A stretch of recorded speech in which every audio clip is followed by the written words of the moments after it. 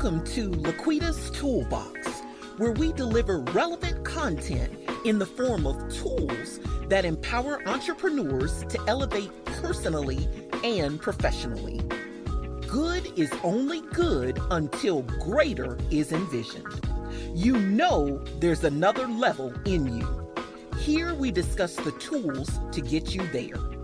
Lean in as LaQuita and her guests present you with strategies and insight for unlocking your full potential to realize your boldest dream. Welcome back to another amazing episode of LaQuita's Toolbox. I am your host, LaQuita Monley, and I am excited about today's show, you guys. I have an amazing guest in the studio with me today, none other than the Slay Queen herself. So y'all look, you know it's going to be good because the Slay Queen always brings the tools. If you're not connected with her by the end of this broadcast, you want to make sure that you are connected to her. But before we get started with our conversation today, I want to make sure to take the time to thank our sponsors at Covenant Press. Covenant Press is a faith-based Christian apparel and accessory shop where we as believers are able to shop online for clothing and accessories that allow us to wear the message of the love of Jesus Christ. Go out to www.covenant-press.com. Again, that's www.covenant-press.com. Shop until you drop, ladies and gentlemen, but don't click off of those pop-ups too quickly because they contain some very valuable discount codes that when applied at checkout, you can receive some amazing savings with them at Covenant Press. Look, y'all, and let's not forget, you guys know that I'm a proud retired Army wife. Amen. And we are all about supporting our military community, veterans, active duty, reservists, National Guard, and their spouses and dependents. And Covenant Press is owned and operated by an active duty Air Force family. So you guys want to make sure those of us that are in the military community to get out and support them. Get online at www.covenant-press.com. Hey. How are you today, Miss Rochelle? How are you? I am doing very well today. It was nice here in the DMV today. So I know DC, Maryland, Virginia folks are out here like enjoying the weather. So it was amazing. And I'm in here, my Slay headquarters, if you will, and with you. So it's a beautiful night. Awesome. Well, you know what? The Central Texas area, we've been on fire for the past 2 months, with some amazing triple digits, 106, 107, 108. Oh, I'm sure. And I'm telling you, that's some heat you don't want to have. But today it's been a cool 97. Sounds funny to hear that, though. A cool 97. Cool 97. Your sister could get outside. I could get in my garden, do a few things, it's blessed. It has been blessed. I'm just, I've been looking forward to having this conversation with you since we first connected and was like, I've got to figure out a way to make sure that me and the Slay Queen stay connected and do something because I have to introduce her to the Toolbox audience. So listen, for a minute, before we get to just running our mouth real good, right? Come on in and tell the LaQuita's Toolbox audience who you are and what you do. Well, everyone, good evening. My name is Rochelle Slay Queen Hemingway, and I am the CEO and founder of Slay to Success. Slay to Success is a leadership and transformational consultant business. I empower women who have served over 20 years to transition to civilian life smoothly and confidently by creating a transformational plan so they can realize those dreams, goals, and aspirations that they have had on hold during their service. So that is what I continue to do. I am a speaker and author of the book titled Slay to Success. And I'm also a mentor and United States Air Force veteran for 30 years, y'all, 3 decades in the United States Air Force. Look, you right there, you just said a mouthful, and that's why I had to get you on the show. That's why I had to get you on the show to talk about all of the things and stuffs because you have a phenomenal story. And first, before we get into that, because Slay, we when I first heard and I first saw you, I was like, oh, that is so cute. But then when I discovered the meaning behind it, I'm like, that is so powerful. Like it is catchy, but Yes. it's powerful. Miss Charlene says slaying for decades. That's right. She been That's my slaying for queen. 3 decades. My queen is showing up. She's in here. That's one of my sisters from our nation. We have a nation of powerful women. So she's showing up here in LinkedIn. So yeah, Awesome. it's good to see her. Awesome looks.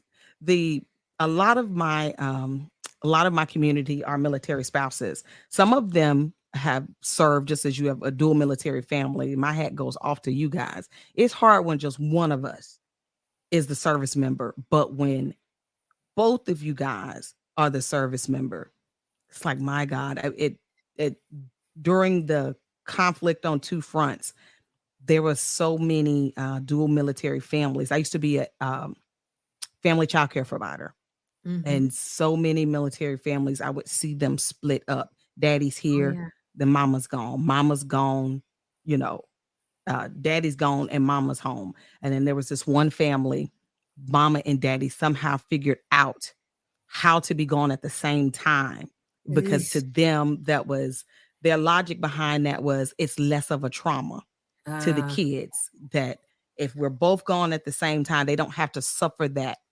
loss multiple times over and over. Because we were stationed at Fort Hood. Everything out of Fort Hood was leaving frequent and often. that's right. That's a hub. Frequent, yeah.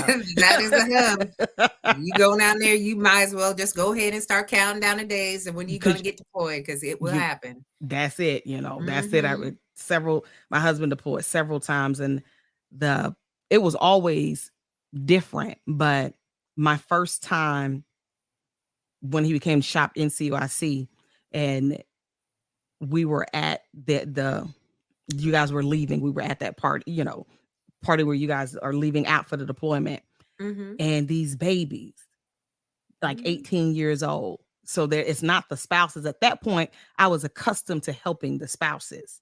Yeah. But then you have parents Yeah. because that's my baby. He or she just graduated high school and they Yep. did their basics, in while they were Mm-hmm. in the 11th grade. And by the time they finished and graduated high school and when they did their AIT and this is your first assignment. And yeah, that was different. So Yeah. maybe we can talk about that a little bit because I know that has to play an impact because let's be honest, as a military spouse, I know how it feels to be like I am so happy for the service that my husband did and he deserves all of that and then some, Mm-hmm. but the service that we give as family members and as spouses sometimes it's not recognized enough, but I don't think that pales in comparison to when people talk about veterans, they automatically think men. When Mm-hmm. they talk about wounded warriors, they automatically think men. Oh These yes. men and had to leave their spouses, these Yes. men have to do this and these men have to do that. Well, it wasn't just men Oh no. in any conflict, right? Like that's No. just not even us in the 21st century. In any conflict that we've Any been in, it was conflict, we can never roll just that. men. Yeah, you roll that all the way back to the 1800 to the conception of military. Women were serving but weren't recognized. Mm, And I started wearing this shirt that says, I am a veteran. And yeah. on the back it says women can be veterans too, just to raise awareness to people because people they automatically think that my husband was the spouse or excuse me, the military person and I was the spouse. And I have to remind them that no, I also served 30 years.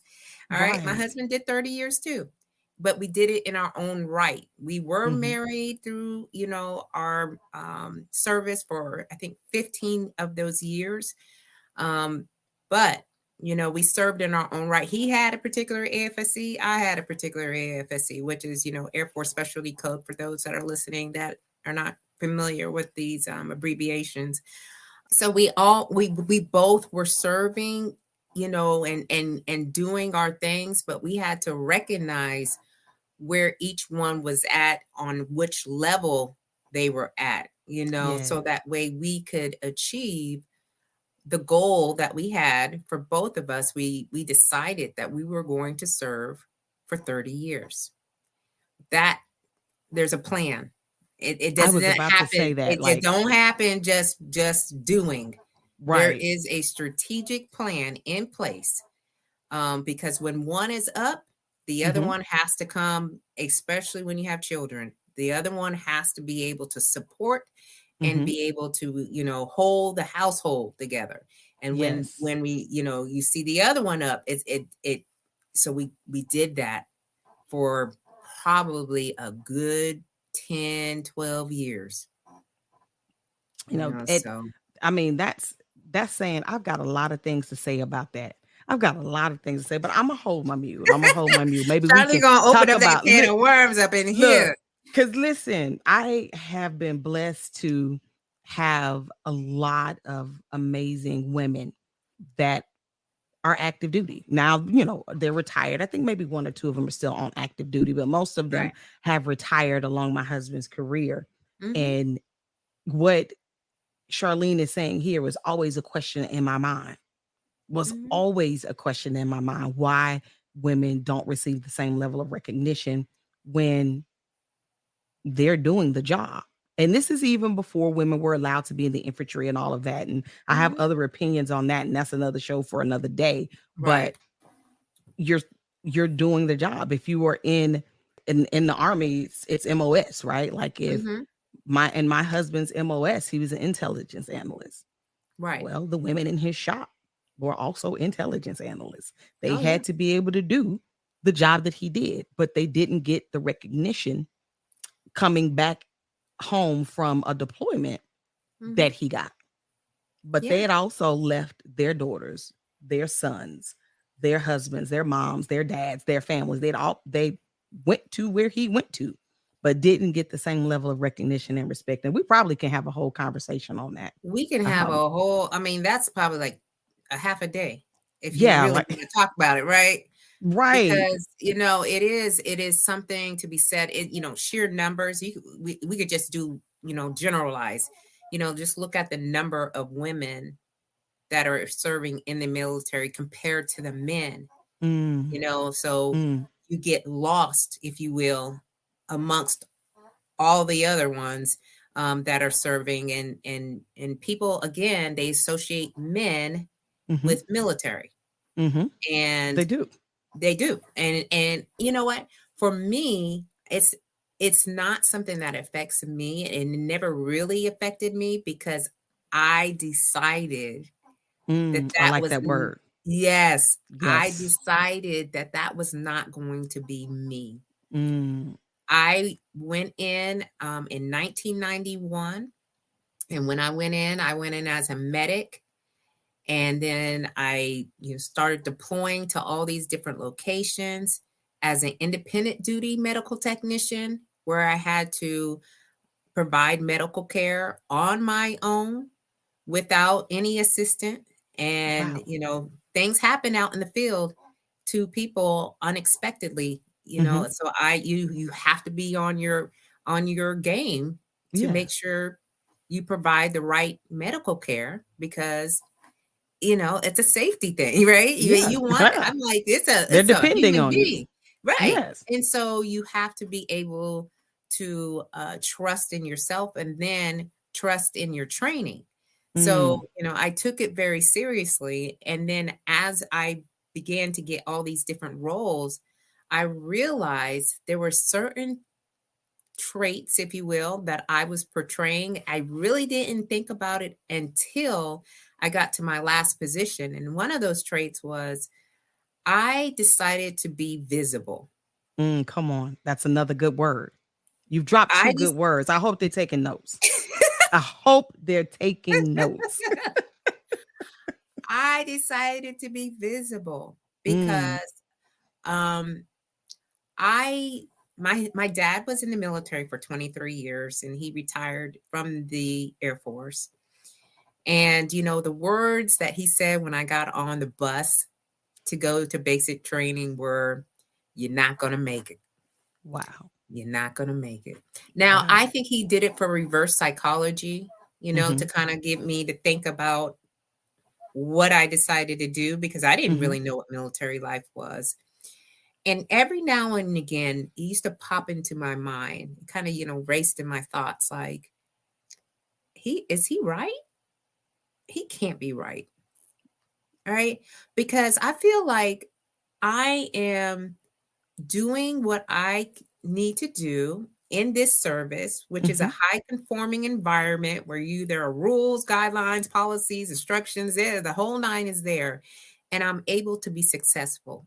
Every little job that they gave me, I'm like, I turned sour lemons into lemonade. And I knew it, you know?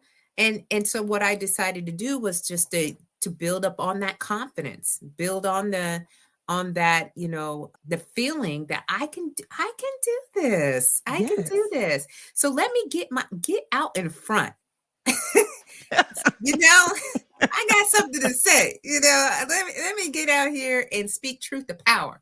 I know Come there's on. a lot of stuff going on around here that needs to be, handled.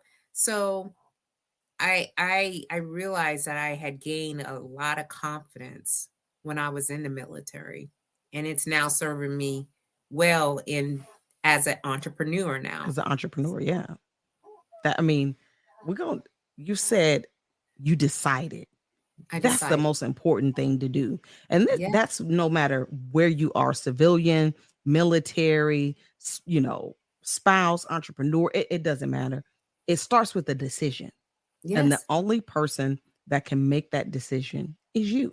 yes, Then it's not so only true. did you make the decision, in that you said, you know what? I'm going to be the best medical technician the Air Force has ever seen. Yes, And at some point you say, okay, I'm tired of doing, you know, just great things. I'm going to continue to do great things, but I'm going to do great things and make sure everybody know that I'm everybody going to does. do that. I am great. I'm doing these great things. So you made a decision to be the best. And then Yes, you made another decision to be visible. yes. That's powerful. That's powerful. I mean, it truly defines slay. Like yeah, like that truly defines You know, slay. Come on. it does. But Slay didn't come until my 24th or 25th year in service. Tell us So, about that. but so I had an airman who I was very close to, who worked in the clinic, and I was providing oversight as the medical group superintendent. And he lost his battle with depression. And so I was hurt, like extremely hurt. Um, he was one of those, people who had that personality. Go in there and just fill the room up, just give you like all of the compliments about how you're doing, and and making you feel really good about yourself, but not realizing he had a lot of mental health struggles that he Mhm, just could not get away from, or mhm, heal from, or deal with. And so it really left me so broken, and I had to leave 3 days later to a deployment. So mm, at that point, I'm like, I don't even know. I need to heal, the organization needs to heal. What can I be doing? All right. So I went on a deployment, and I came back, and I said, I'm going to take his favorite word, and I'm going to use it to help to not heal only myself, but this organization. So mm, I started using it on emails. I used to, share on platforms, and hey y'all, we just gonna go out here and slay. I had to look up the word slay. It means to kill it, to dominate it, and to nail it, to be on point, to impress greatly, to dream and work hard until you own it. And I Come was on. like, okay, all right. This is a mindset shift. This Yes. is just not a slang term that you find in the Urban Dictionary. I can use this not only to help me, but to help others, to move others. All right. And it was most fitting to me. I was like, this word just rolls off my tongue. Like it's just what it is. And so before I went into my last position, and my last position was a command chief. Now, as command chief master sergeant is the highest enlisted position that you can hold on an installation. So I wanted to, again, I wanted to make impact and I wanted to make a difference. So I said, this word, I am now going to use into an acronym. Okay. And Come now on. this Come on. acronym is going to be about all the life and leadership philosophies that you can use and implement in your daily life. This ain't about just the mission and trying to get, all the things accomplished with that. This is about your life. Your life. Yeah. Your life. Yes. So, S, stay ready to be ready. L is lead out loud. A is a sense of family, a sense of community. And Y is you are built to last. Come on. So on. I'm Give it telling to you, them again. Give it to them again. Give it to them again. They didn't have their pencils right then. Get your pencil, get something to write with and write on it. Because I forgot to remind y'all to do that at the beginning of the podcast. That's, if you're catching us live, I hope you got it. I am reading this comment. I'm like, oh yes, like yes. I am so like I'm all about like, let us all stop dimming our light and shrinking ourselves. Yes. Right. So yes. Stay ready to be ready. Lead out loud. A sense of family, a sense of community, and you are built to last. These are just, if you just take just even a slight bit of any one of those, I'll tell you what, your whole life will transform before your eyes. Before you know it, you'll just be thinking in your mind, I need to be prepared. How do I stay prepared for the things that you can control? Because I think a lot of times we try to control a whole lot of stuff that that it can't be controlled. You can't do nothing about it. Yeah. You can't do nothing about it. Right? But for the things that you can, what steps are you taking to prepare yourself for that opportunity? Because I'm like, it's better to be prepared for an opportunity than for an opportunity to present itself and you're not be prepared. Stay ready to be ready. Stay ready to be ready. Stay ready to be ready. And it can go through so many things, like be ready for conversations that you didn't think you were going to have with folks. Come on. Right? Be prepared for incidents or situations that you were like, I didn't see that coming. Come on. All right. That's that lead out loud. That's the lead out loud. That's that lead out loud. Lead out loud is, again, I'm like the discipline, the character, your integrity, the humility, the courage of leadership. Because I'm telling you,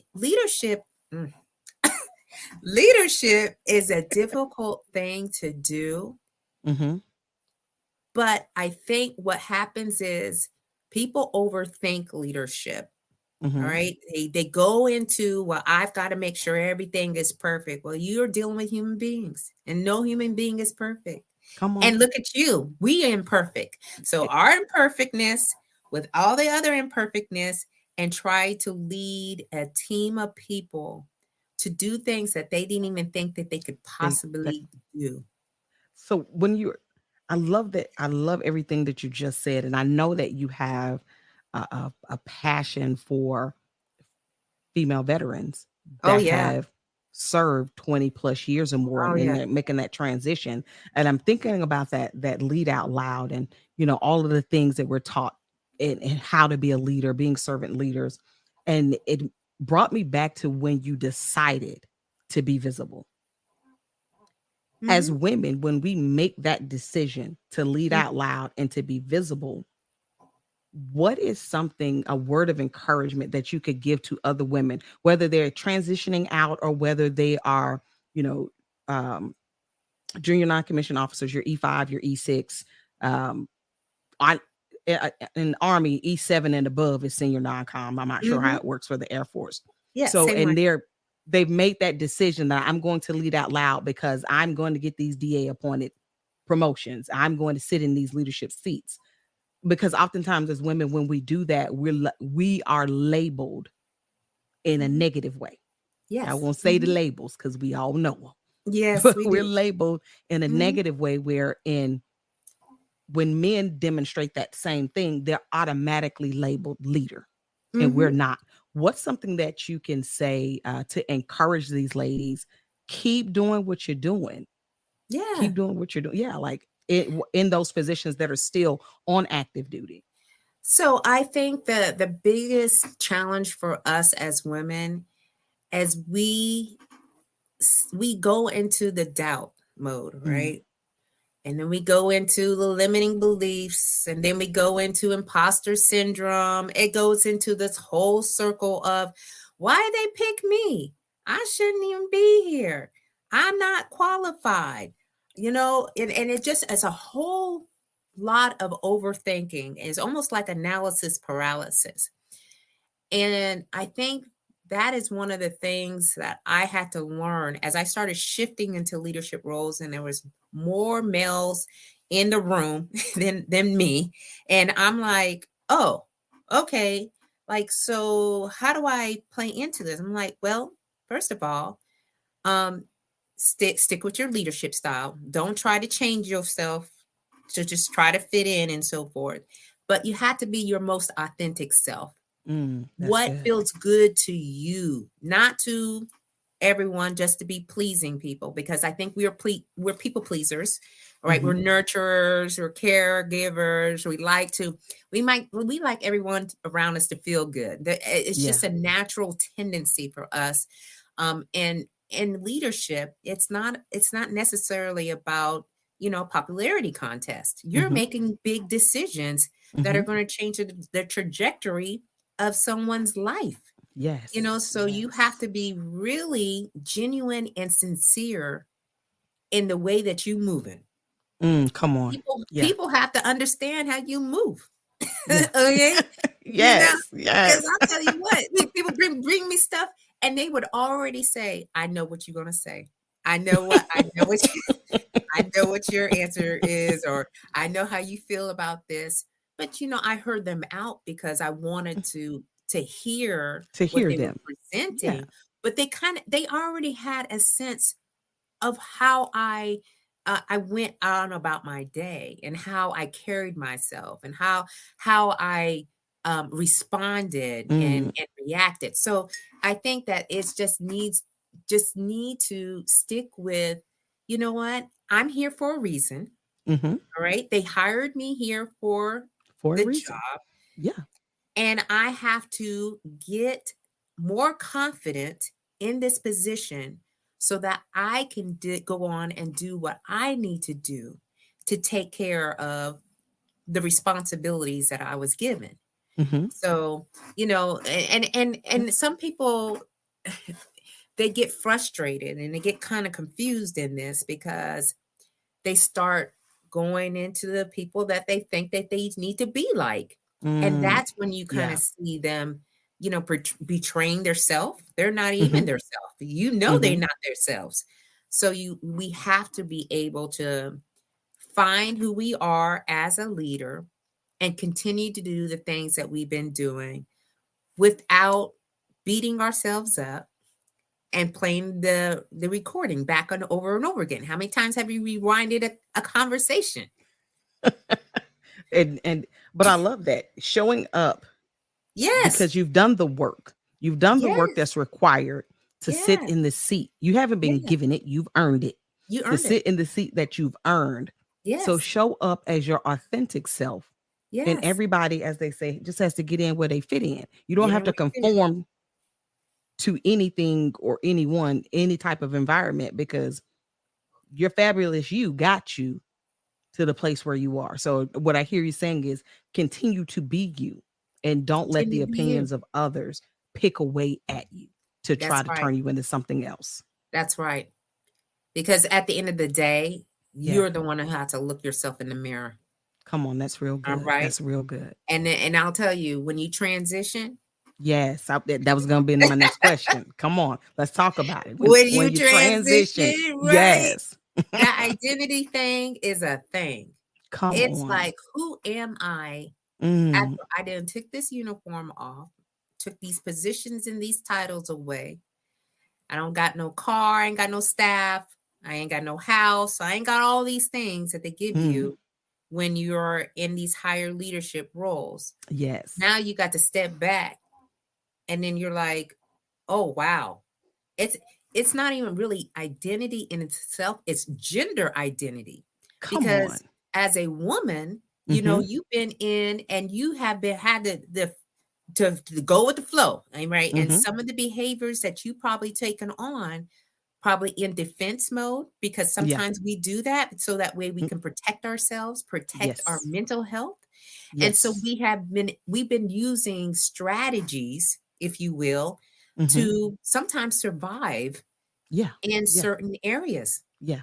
Yeah. So when you're not in that environment anymore, and you're using those old mindsets, thoughts, and frameworks in a new environment, I'll Come tell on. you what, Come on. it ain't You can't working. put new wine in the old wineskins. It don't work like that. No, it Come don't on. work that way. That's It don't that's work what I that hear you way. saying, Slay Queen. That's what I hear you saying. It don't work that way. It don't work that That way. wine ain't gonna be good.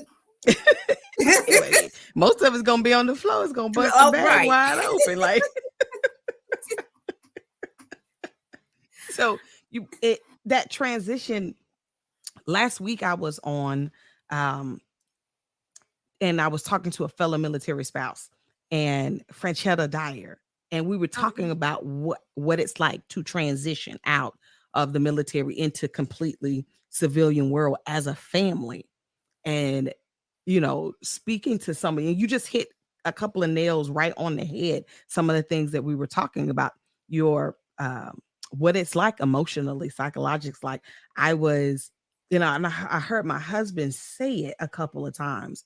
You go from being in charge of hundreds or thousands of soldiers or airmen and multiple millions of dollars or billions of dollars of equipment, human capital, and you got your house, you got depending on where you stationed at, you may even have a driver for your safety to get you back and forth to where you need to be. And I remember some of that stuff. That stuff was nice. It was real nice. And you come home and you driving yourself. Real nice.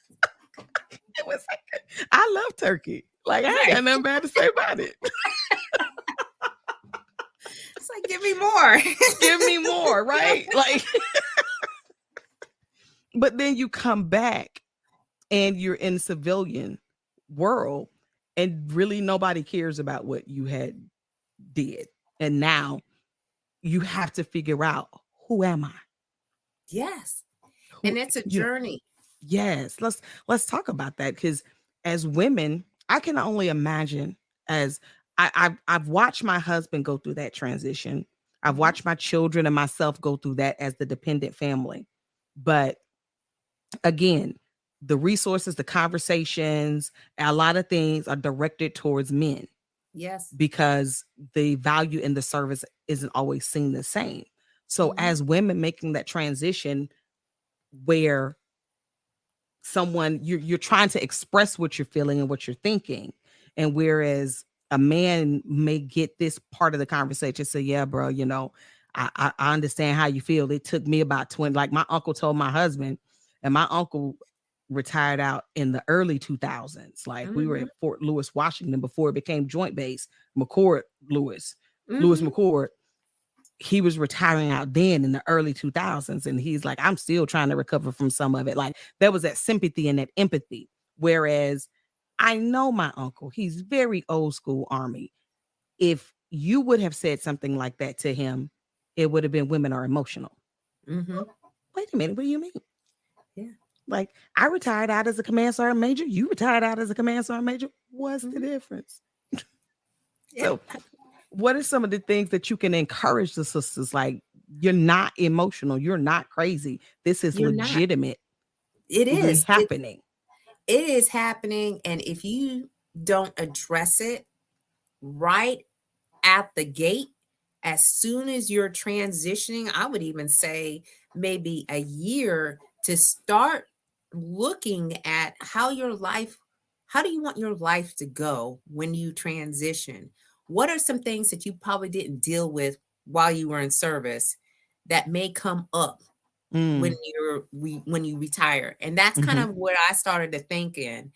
Now, I would be wrong if I would say that my transition was smooth. All right, because I didn't we came from South Dakota. We drove from South Dakota here to Maryland. And I have family in the DMV, but I hadn't connected with them in 30 years. Yeah. I mean, I saw them intermittently throughout my service.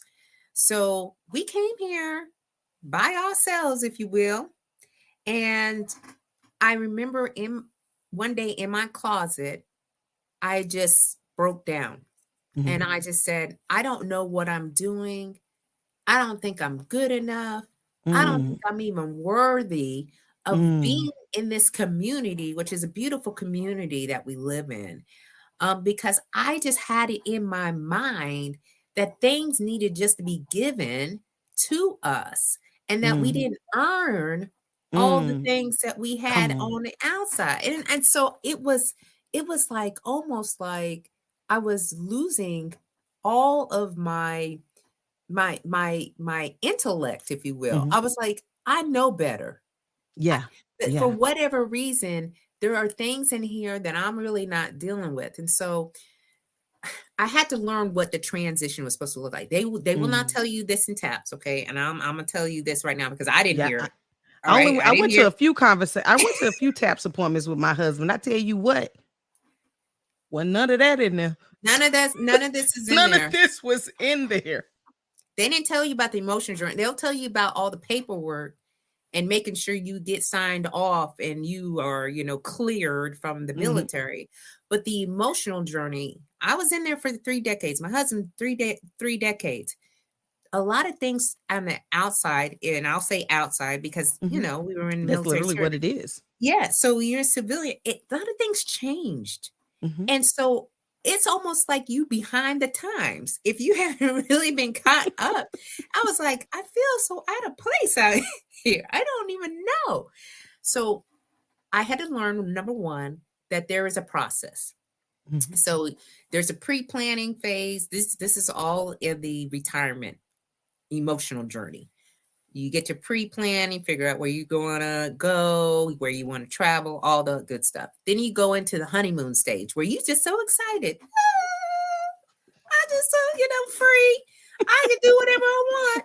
And I was like, yeah, okay. And I was at the mall. Okay. So because I was like, for me, I like to shop, but then it really went into overdrive. I was like, oh, I didn't know all these malls existed out here in a radius of 25 miles.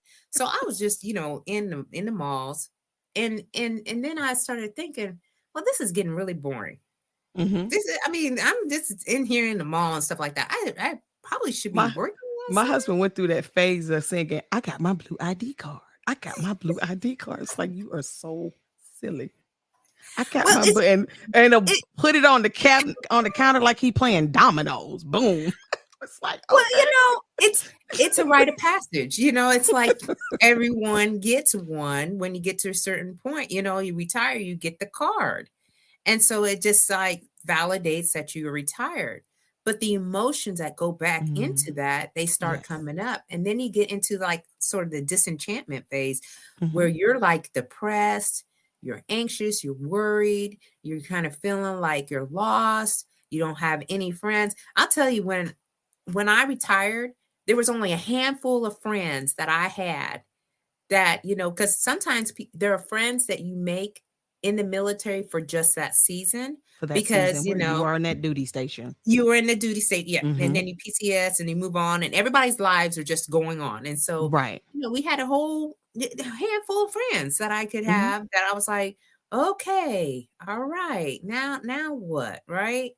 And then you go into, you hit the reorientation, where you're trying to, Yes. you're getting your groove in, you're kind of figuring out what's going on in your community, trying to figure out whether you volunteer, go back to work, or all those good things. And then you get into the stability stage. Now, I am nowhere in stability. I am anywhere between the disenchantment some days to reorientation, back to honeymoon. It goes into this whole scheme. And so I had to learn that it's a process. Yes. It's a Yes. process. All right. And in it, taking the lessons learned and finding your tribe. I think that's so important. That's Is to good. find That's a so group good. of women, especially if you're a woman veteran. I'm speaking of women veterans specifically, that get you, that understand acronyms, who understand the plight of a woman veteran going in and asking for discounts at the at the restaurants, and they giving you 10 heads until you pull out your ID card. And I'm like, yeah, I'm like, Yeah, I'm a I veteran. am Yeah. retired. I am a veteran. But no one else will really understand that but Mhm. another fellow woman veteran. Yes. And some of us were harmed Yeah. in service. Yes. All right. Yes. So there's a Yes. lot to take in. But when Mhm. another woman can hold the other woman's hand and say, I got you, sister. All Yeah. right. I understand. Let's find you the resources, because we know there's Right. resources out here, but let's find you the right The resources right resources. so you can heal. You can start going on your healing journey. I think all of us go into a healing journey. Mhm. And it's required. I think it's necessary for you Yeah. to get to a certain point where you can start really enjoying the fruits of your labor. Come Right? on. You want to Yes. enjoy your service, after Yes. service. You want to enjoy this time and not dwell on all the things that really took you down on your knees some days. Mhm. Right? So, and because we have unique challenges, women have unique challenges, to say the Very least. much so. Very much so. I mean, I never served active duty. My service was always as a spouse, but Mhm. I seeing the challenges that my husband went through, and then just me being a woman, it's like, dang, Yeah. I don't know how y'all do that, sis. Like, I had a lot of this is strategies, like, girl. I don't even know how y'all did that. I was like, strategies. Yeah. I am not gonna break out here. Y'all ain't gonna get Right. me. Y'all Like ain't gonna get me. my whole thing was, especially my husband's female soldiers or his colleagues, like he stressed. I know you stress because, I mean, men and women, we think differently. We What the do. things that they're thinking about, not that you're not thinking about the mission, but you're thinking about the mission, but you're also thinking about your family. I'm not saying men don't think about their family. We're just built different. Yeah. Like, sis, I don't even know how you handled all that on your shoulders. Do you need a cookie, a cake, a coffee, a tea, a Something. hug, some prayer? I got you. Like, Right. All of it. all of Please. that. So that was like my thing Please. to do. One of his colleagues, we were all stationed on RAF Alconbury in the UK, and she told me one day, she was like, I don't normally like spouses. I don't normally like spouses, but you I like. We can go out anytime. I said, Oh, well, all right wow. then, praise God. You said praise God. Praise God, 'cause and I get what she's saying, because sometimes Yeah. as spouses, we don't think it through. We don't Right. think everything through, Yeah. Yeah. and we have a limited perspective. Yeah. I when my husband was studying his E4 to get his E5, and his study buddies they always end up playing PlayStation in the barracks. And my husband, my uncles were all retired out E9s from the Air Force or the Army. And they were like, nope, you can't let him do that or he won't get promoted. So you need to be his study buddy. So from that point, I just made a decision. Look, Yeah. I'm probably not going to understand none of this, but I'm going to do my best so that I'm not that wife that's sitting there just all wrong and rude, saying stuff, getting people in trouble. I like it. Right. It's like, let me not be that chick. Yeah. But yeah, you don't want that. I don't want that. I want to be supportive. And so that meant, the older we were kids at this point, we were like 20, 21. And the older we got, and the more you get to know things, the more duty stations you've gone to, the more experience you see when people have gone out to the field, come back from the field as spouses doing different volunteer work. I remember when the SARC program kind of just started off as a whole across the military, and the VA positions, a lot of spouses held those positions because they were volunteer positions. That gave me a whole different insight. And so for sure, it's like, sis, I got you. Like, I don't understand your full what happened, what you have to deal with, why you got to leave and that person get to stay, or, all of the things and stuffs, right? Like I won't talk about it on this show, but you know what I'm saying? Military family, y'all know what I'm saying.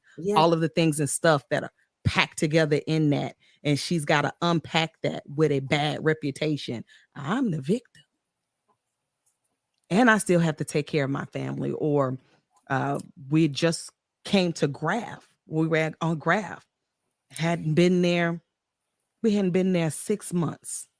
We're sitting at the cantina having lunch, and a friend that we had made at the post chapel, she came in and she just looked sad. I was like, hey sis, what's going on? And my husband invited her to the table. Hey sis, what's going on? And she shared a story. There was a female soldier who was single because her husband done some things, got in trouble. In the process of that, they got a divorce. He went back to America. They had the baby there in Germany. Well, all of the paperwork required around that. She had a care plan, but the care plan was to send the baby home. The husband, who had gotten in trouble, had refused to do his part to get the paperwork. So now they were looking at chapter, because guess what? Deployment was happening in like 4 days. And her family care plan fell apart. Well, is that the solution, people? Is that what we're going to do to the lady? You didn't even give her an option of rear D. See, and that's, so I'll tell you this. I was a first sergeant for 4 years, and that really opened my eyes up to see the disparities. The inequalities between, a woman who's serving and a man who was serving. And so I would always try to step in and be advocating for the woman. Look, there are secondary and tertiary effects. It's not just about her per se. It's the family that is around her. All right. Let's take a look at it, because oftentimes people will just want to make, again, a decision on things that they have zero to no information on, or they make assumptions. And I'm like, we do not make assumptions about what's going on. We ask clarifying questions. We get down to what is the root cause of why these things are happening, and what are some of the solutions and options, not an option, options. Because it's always more than one. There's always more than one. All right. And there is a waiver for everything. Okay, there is. And so, but people don't want to do it per se, because they're like, oh, we doing good and do it for women, so and it's all this rumbling around it. And so when I started to get more into the leadership realm, and I got into those positions where I was like, oh, okay. And so, they almost, they didn't really want to hear, but it's like, you're going to hear it. You're going to hear me. You need to understand that there are people who are living their life, and this is the only thing they have. This is the only thing good that they got going on in their life. Yes. And for us to just negligently just make a decision because you're like, well, I just don't want to deal with this anymore, and this is the way we want to do it. I looked at it was like, if not you, then who? Then Like, who? Rochelle, Right. get in, all right, and get those heels down and really dig deep into this, because if you don't show that you're actually advocating on behalf, it's just gonna go where it goes. Where it And goes, I yeah. did not like some of the decisions that were being made. And so when I became command chief, there was no ifs, ands, or buts. I was Yeah. like, you know what? Every woman who comes into my office who has something to say, and I usually had a lot of women come into my office because they can't see themselves in those positions if they don't see us in those themselves in those positions. positions. Yes. So I'm Yes. like, Yes. they coming, clear the calendar. I don't even care. Like, it's a meeting. I'm like, I know I probably should be in there and just sitting in there, but they drove all across the base. They drove, I know where they work. They Yeah. drove all the way over here to come and tell First, me they had to fight for the time that, to be able to get there. Let's you just be know, real. that's, yeah. It's, you Let's just be can't real. just take off. Yeah. All right. You just can't be You just can't just up and walk out Yeah, and say, I'm you going to just do can't this. Like, that's not how that works. Yeah, no. They had to first, they were coming to see you. There's levels to that. They had to first get the time off. Yeah. But then to get the time off, they had to explain why they was coming to see you. Exactly. And that was just that's fun. a whole nother, because then it's automatic. Oh, what you going to see her for? Exactly. You know, like, Exactly. why you gotta go see Trying that? to We can't clean take it care of this in up, the shop. trying to make it The shop is better. the problem. Yeah, they're trying to figure out the story. They're trying to, like, make it seem like they've been doing all the things in there, because they don't want them coming over there and telling me the real deal, because the real deal. At that point, I'm like, there's no E10. There's no E10. Yeah. So if something should happen for me that they're like, okay, well, we need to do something about you, I'm like, okay, I mean, okay. Like, what are we gonna do? I mean, you gotta go take it all the way up to Congress and Secretary of State, right? Like, we're not gonna do that. We're gonna be here all day. So, like, the ball stops here.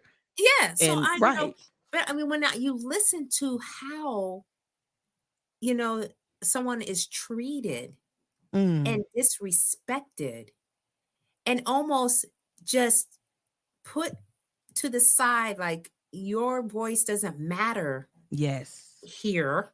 Yes. I would just come off the top rope. Yeah. Because don't do that. I wanted people to realize you cannot continue to do this. Women are accelerating in the military as I'm looking in. I'm taking my glasses and I'm looking into the women in the leadership roles, and there's an increase.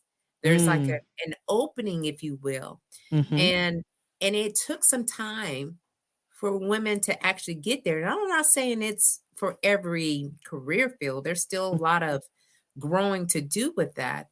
But when we see that there are actually women in leadership positions, I think about all the times, not only myself, but all the other women who have paved the way. Yes. Who had to really to take it so seriously and really put in the effort to allow another woman to be in these leadership roles. So I knew, like, when I was in my job, I was like, I know this is probably not going to happen for a minute.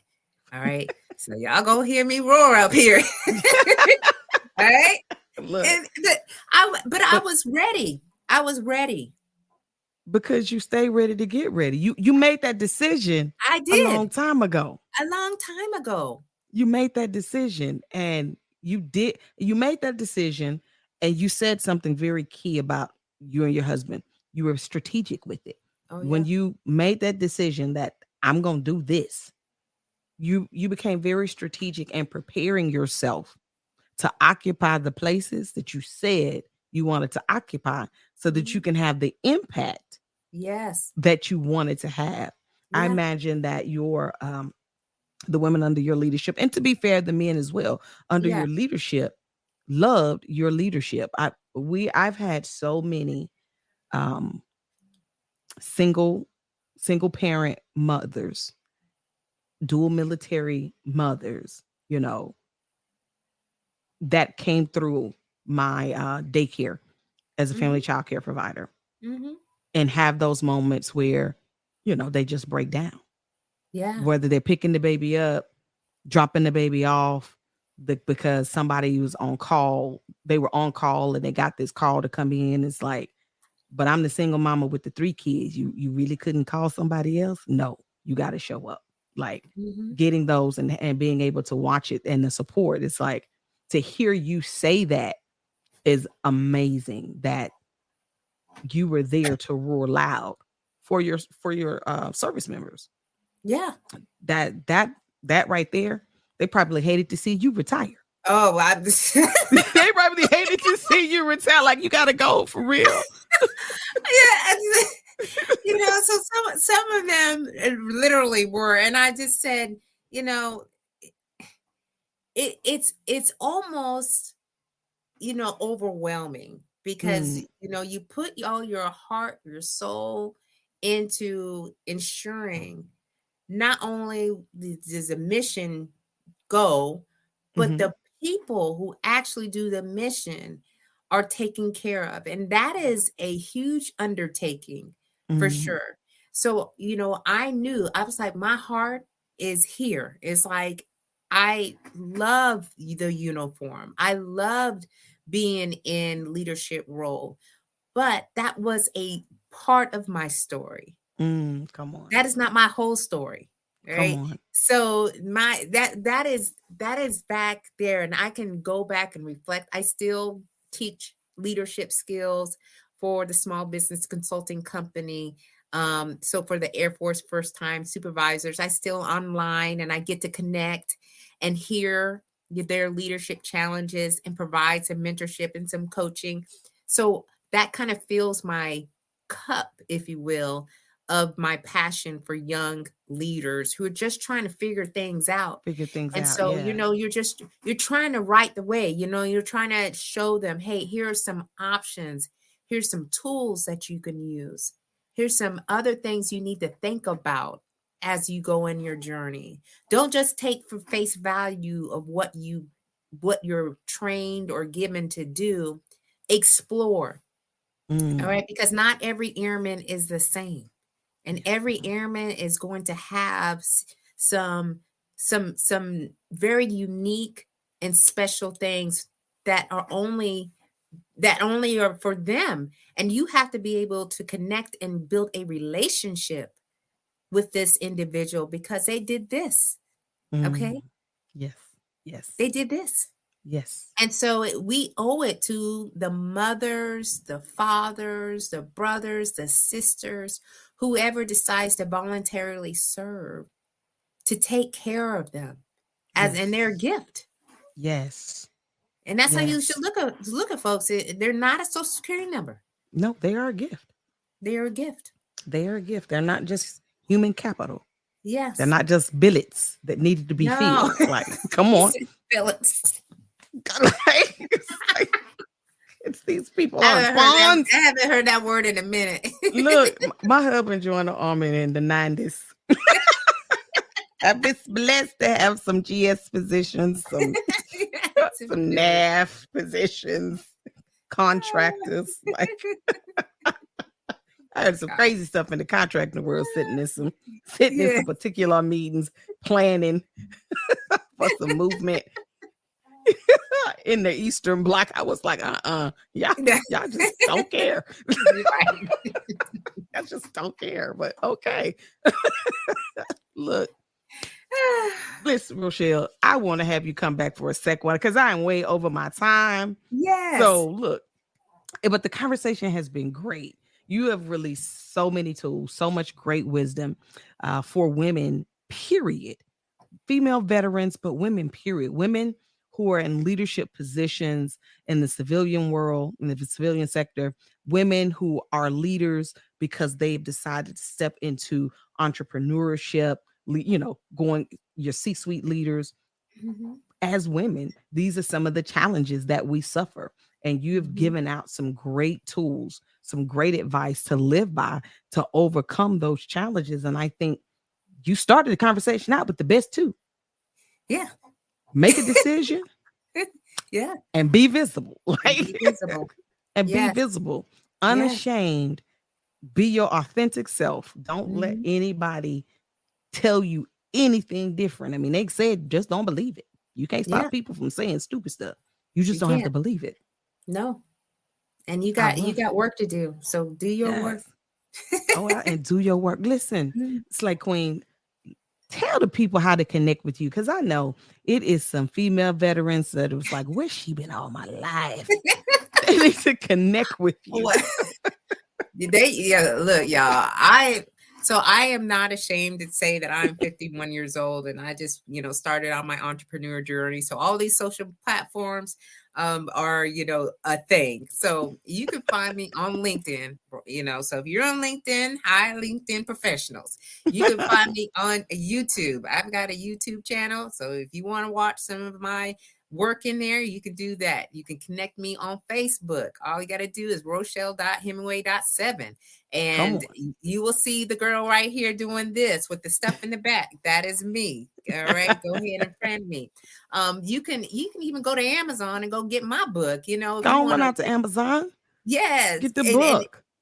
And then just read about who I am and decide if I'm your girl. All right, because I share my experience and I share the Slay in its entirety, so you'll know exactly where I'm speaking from. Where else can you find me? You can find me on Instagram, the Slay Boss Lady. All right, come on, I'm on Slay Instagram. Boss Lady. Come on. All right. So anything that says Slay on it. All right. I know Beyonce says it a lot, but no kidding. All right, it is a word that you can take and use and apply it on in your everyday, whatever it is that you're trying to do. Just go out there and slay it. All right. In every way, every day. All right. Because tell you what, one life to live. All right. And why don't we just go out and let's not play small anymore. Let's play big. All right. We're playing big now. Yes. All right. So bring your whole self out there. And I will see you out on these interwebs. See you on these internet streets. Yeah. Oh, and also I got my website. So again, www.slaytosuccess.com. So just put in Slay and maybe she coming up. Like if you just start Slay Queen, it populates for you in the Google. Let me help them. She's Googleable. Okay. That's all you need to do. Her SEO is working wonderful. Like I know. I'm like, I'm trying to get this thing laid out. Like, come on, Google, work for me. It is happening. It is happening. Listen, Slay Queen, thank you so much again for your yes. It has definitely been a blessing to those of you that are tuning in live now and on the replay on the various social media platforms. Thank you guys so much for tuning in. I know you're saying like, LaQuita, you ain't even been in the comments. I know, because I was running my mouth, y'all. I'm going to do better next time. I'm going to try. We're going to get her on again and I'm going to do better that time. How about that? Like I'll be in the comments better on the next go around, but don't worry about it. If you didn't get all of her contact information, she is Googleable. And the links will be in the show notes. The links will be in the show notes to make sure that you are able to connect with Miss Rochelle, the Slay Queen. Miss Charlene said, facts. Thank you. Absolutely. Come on in. I love you. Absolutely. Absolutely. But look, y'all, until next time, I am your host, LaQuita Monley. You guys be great. I mean, just be absolutely fabulous.